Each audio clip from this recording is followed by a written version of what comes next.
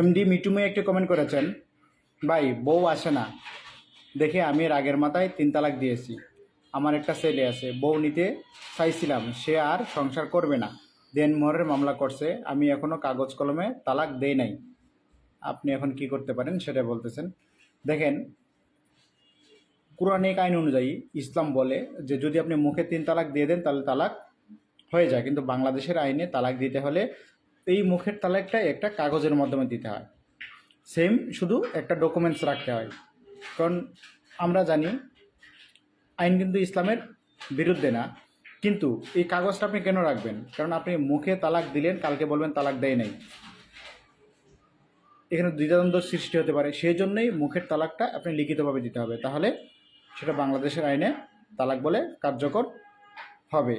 আর উনি সংসার না করতে চাইলে আপনি জোর করে সংসার করতে পারবেন না। আর আপনাকে বলছে দেনমোহরের মামলা দিছে, তাহলে অবশ্যই দেনমোহরের টাকা দিয়ে মামলা থেকে মুক্তি পেতে হবে, তাছাড়া আর কোনো সুযোগ নেই। আশা করি উত্তরটি পেয়েছেন।